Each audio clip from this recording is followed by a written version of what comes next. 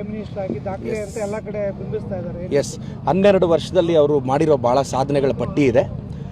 ಇಟಲಿಗೆ ಹೋಗಿ ಮೆಲೋನಿಗೆ melody chocolate ಕೊಟ್ಟರು, ಅದು ಅವರ ಮೊದಲ ಸಾಧನೆ. ಇಲ್ಲಿಂದ ಪಾರ್ಲೆ ಕಂಪನಿ ಮೆಲೋಡಿ ಚಾಕ್ಲೇಟ್ ತೊಗೊಂಡೋಗಿ ಇಟಲಿ ಪ್ರೈಮ್ ಮಿನಿಸ್ಟರ್ ಕೊಟ್ಟಂಥ ಮೆಲೋಡಿ ಕೊಟ್ಟಂಥ ಕಿಲಾಡಿಗೆ 12 ವರ್ಷದ ಶುಭಾಶಯಗಳು. ಈ 12 ವರ್ಷದಲ್ಲಿ ಅವ್ರು ಮಾಡಿದ್ದೇನು ಅಂದರೆ ನಿರುದ್ಯೋಗ ಜಾಸ್ತಿ ಮಾಡಿದ್ರು, ವಿದೇಶಿ ಸಾಲ ಜಾಸ್ತಿ ಮಾಡಿದ್ರು, ಸಿಲಿಂಡರ್ ರೇಟ್ ಜಾಸ್ತಿ ಮಾಡಿದ್ರು, ಪೆಟ್ರೋಲ್ ರೇಟ್ ಜಾಸ್ತಿ ಮಾಡಿದ್ರು, ಡೀಸೆಲ್ ರೇಟ್ ಜಾಸ್ತಿ ಮಾಡಿದ್ರು, ಬಡವ್ರಿಗೆ ಮನೆಗಳು ಹಾಕ್ಕೊಡ್ತೀವಿ ಅಂತ ಆ ಪ್ರಾಮಿಸ್ ಬ್ರೇಕ್ ಮಾಡಿದ್ರು. ಅದೇನೋ ಒಬ್ಬೊಬ್ಬರ ಅಕೌಂಟ್ಗೆ 15 ಲಕ್ಷನಂತೆ, 15 ಪೈಸಾನೂ ಬರಲಿಲ್ಲ. ಇದು ಮೋದಿಯವರ ಸಾಧನೆಗಳು.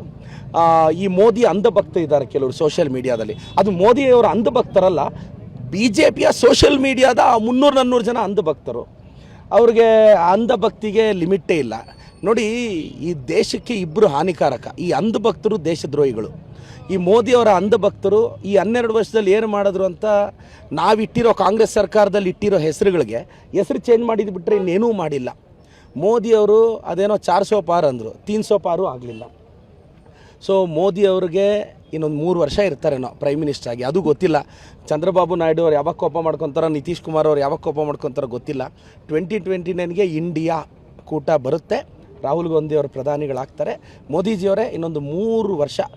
ಪಾಪ ಎಲ್ಲೋದ್ರೂ ಮೋದಿ ಮೋದಿ ಅಂತಲೂ ಕೂಗೋರಿಲ್ಲ ಮೊದಲಾದರೆ. ನೋಡಿ, ಕರ್ನಾಟಕದಲ್ಲೇ ನನ್ನ ಮಾಧ್ಯಮಗಳಲ್ಲಿ ನೋಡ್ತಿದ್ದೆ, ಅವ್ರು ಬಂದರೆ ಏನು ಹೈಪು. ಇವಾಗ ಮೋದಿಯವ್ರು ಯಾವಾಗ ಬಂದರು, ಯಾವಾಗ ಹೋದರು, ಯಾರಿಗೂ ಗೊತ್ತಾಗಲ್ಲ.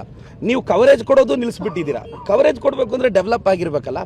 ಸೊ ಮೋದಿಯವರು ಈ 12 ವರ್ಷ ತುಂಬ್ತಿರೋ ಇದರಲ್ಲಿ ನಿಮ್ಮ ತುಂಬ ಕೆಟ್ಟ ಅಭಿವೃದ್ಧಿ ಕೆಲಸಗಳಿಗೆ ನನ್ನ ಧಿಕ್ಕಾರ ಹೇಳ್ತಾ, BJP ಹಟಾವ್ ದೇಶ್ ಬಚಾವ್, BJP ಹಟಾವ್ ದೇಶ್ ಬಚಾವ್.